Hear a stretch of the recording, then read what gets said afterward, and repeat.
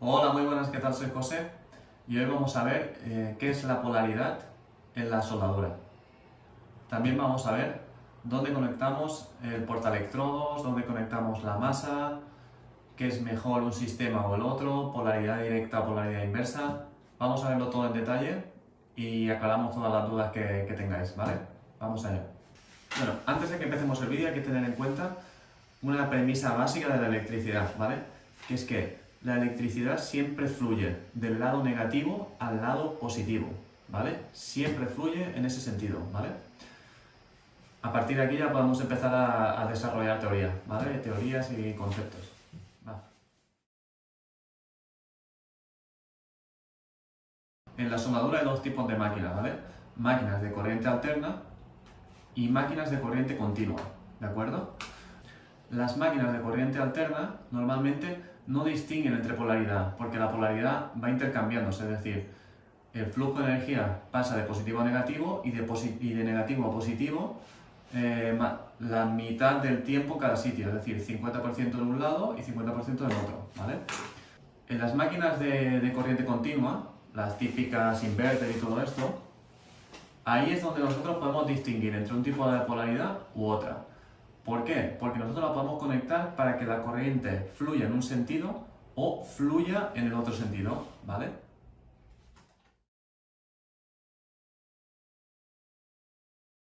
Es sencillo.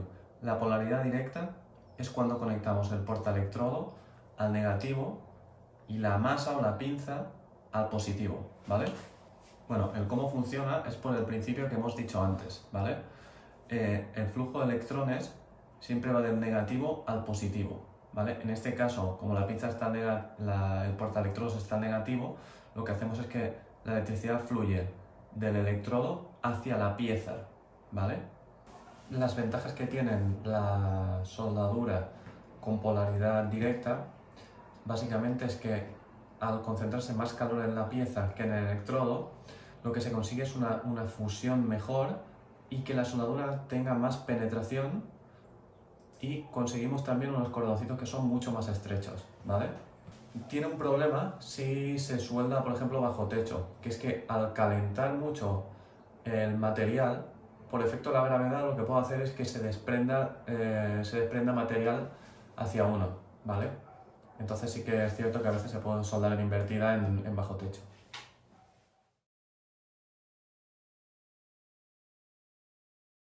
La polaridad invertida es cuando conectamos el portaelectrodos al borde positivo y la pieza junto con la masa al borde negativo.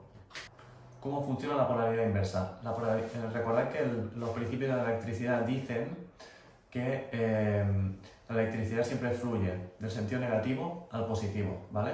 En este caso, la polaridad inversa, el negativo es la pieza que queremos soldar, ¿vale? Y el positivo es el portaelectrodos, bueno, el electrodo. Entonces, ¿qué es lo que pasa? Va exactamente al revés de la polaridad directa, es decir, de la pieza fluye la electricidad hacia el electrodo. Es decir, que el electrodo normalmente está más caliente que la pieza a soldar, ¿vale? Cuando se conecta el portaelectrodos al positivo y la pieza al negativo, lo que se consigue es que el 70% del calor que se genera se concentre en el electrodo, ¿vale? ¿Qué problema tiene eso? Primero, se consigue, cuando está soldando, poca penetración, es decir, cordones anchos pero que son poco profundos. Si las intensidades de corriente son bajas, a veces los electrodos se deterioran porque se calientan muchísimo y claro, se acaban quemando, ¿vale? Parece una bengala cuando trabajas con ellos. Y en tercer lugar, ¿qué tiene de positivo? Que es que se consigue muchísimo la limpieza del material. Por eso, cuando se sueldan aluminios o se suelda magnesio, la polaridad que tiene, que se suelda con polaridad alterna, mientras está en la fase de positivo, lo que hace es que decapa, limpia, y cuando está en polaridad directa, lo que hace es que penetra, ¿vale? Entonces, bueno, hay que quedarse con esas tres características, ¿vale? De la polaridad inversa.